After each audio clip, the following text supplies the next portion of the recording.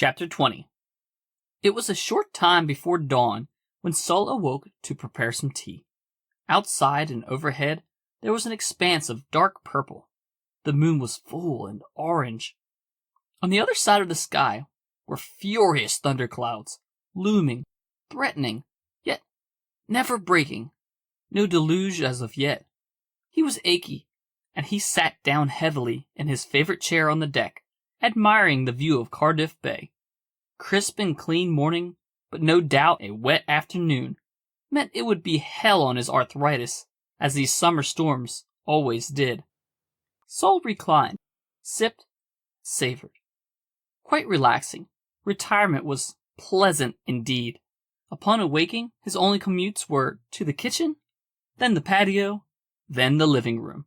The only thing which nagged him was hearing the news that his granddaughter, Karen, was affected by the same thing as the populace of all other children, mass acting out. Pointing to the sky and muttering, almost as if in some delirium or hallucination or mind control, or some such nonsense. Millions upon millions of them, all at once and for no explanation. Why did it have to be on the very day he retired? Sol coughed heavily before lighting the day's first cigarette. He briefly remembered what the Dalai Lama had said in response to this inexplicable phenomenon. If a problem has a solution, then you need not worry. If a problem has no solution, then worrying will do no good. He took a deep drag. Nonsense. Hippy-dippy, lovey-dovey nonsense. Sol heard a rumbling, lightly at first, then louder. Thinking it was thunder for some reason, he looked at his watch. It was getting closer. That deep, shuddering rumble. He drank some more tea and peered up above. No. There was a storm front moving in. Not over him yet. It was coming, clattering. It was too high-pitched to be thundering. Oh, dear Lord, he muttered to himself. What now? The quaking was coming from the boardwalk. Sol groaned and forced himself, with a bit of effort and strain, up off his chair and walked to the enclosure fence on the deck. He listened. It sounded for all the world to him like hooves. Were there horses loose on Cardiff Bay boardwalk? He fumbled for his glasses momentarily, checking his pockets, then the top of his head. As usual, he found them hanging on his chest from a necklace. The moment Sol donned on his spectacles, the clanking, rhythmic rattling of wood reached a fever pitch. Suddenly, he saw a man in blue and a very attractive woman in black running from a mob. Men, ladyfolk, and kids. I'll be damned, Sully said to himself. They pissed off the pets too. Mr. Blonde in the navy outfit was screaming. The woman in black was much faster than he was, urging him to hurry. You have a bypass respiratory system. Why are you running like a chubby fifth grader with a sprained ankle? The stranger in blue yelled obscenities in response, and something about getting wood for a torch. Must have been 100 altogether, maybe less, Sol estimated. With all the beady red eyes, all the cats and kids and moms and dogs and grannies, all drooling with rage and hunger. Now what the hell was going on around here? Sol shook his head as the bizarre sight continued its frightening, surreal passage down the boardwalk toward the storm. The pair of panicked strangers screaming and yelling.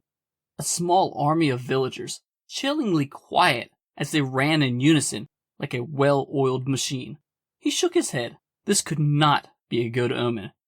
As he went to take off another drag of his smoke, he knocked over the teacup which was perched on the deck enclosure. It shattered below.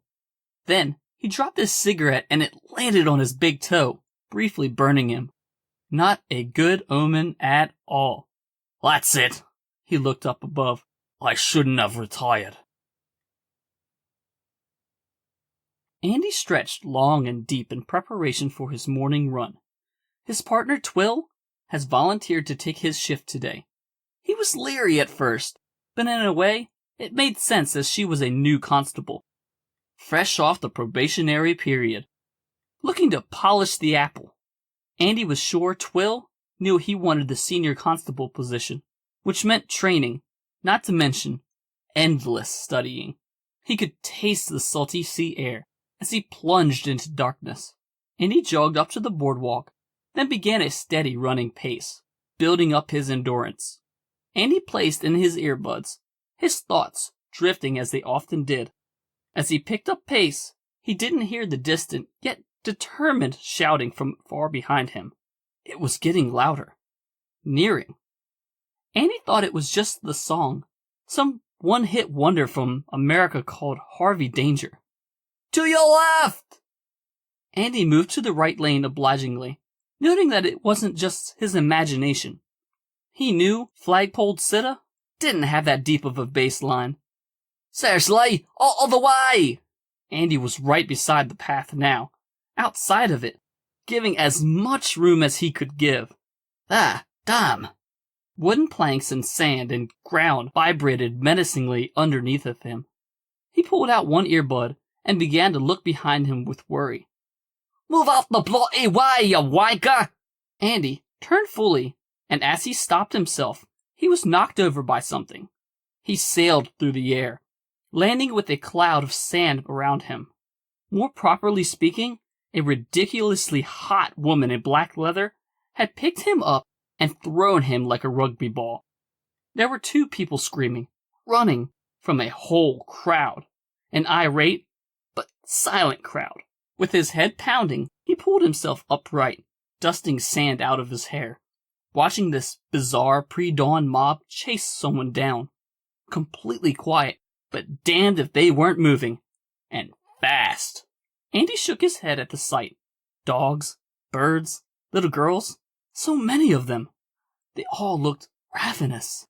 They also looked really pissed off. Not that every tween on the damn planet randomly going nuts was making life seem normal, and go so swimmingly. He stood, instinctively rubbed the side of his aching head. The mob was heading toward his patrol territory. His beat. They were focused. Fast. And he was damned if he was going to be waylaid by the jackassery this early in his career. Was Twill capable of controlling this spontaneous madness on his beat? With no backup? He thought not. What the hell is happening here? Andy shook his head as he dialed his cell. She stood beside the Wales Millennium Center, clandestine entrance to the Torchwood hub. It was polished and shiny, she noted, making Cardiff Bay alluring. She supposed was the proper word.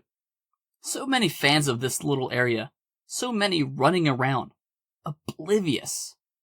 An attempt at irony was the fact that this housed Torchwood 3, right in front of their stupid faces.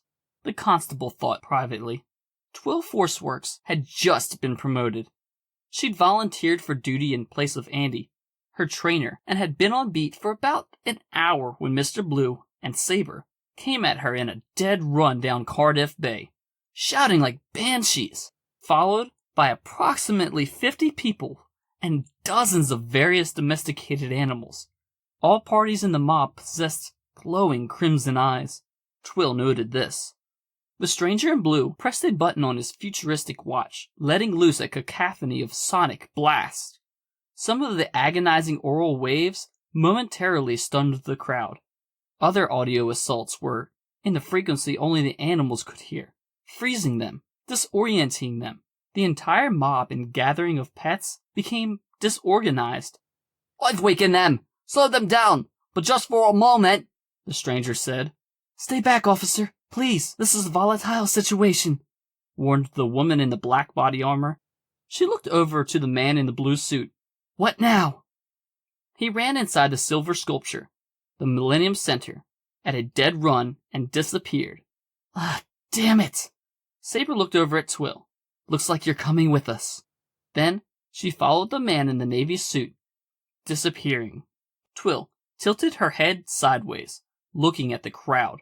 The mob seemed to be recovering, so she picked the better part of valor and discreetly disappeared as well, into the Wales Millennium statue. Obviously, no one noticed the single black cat. It detached itself from the giant, wrathful, starving pack and languidly slithered into torchwood.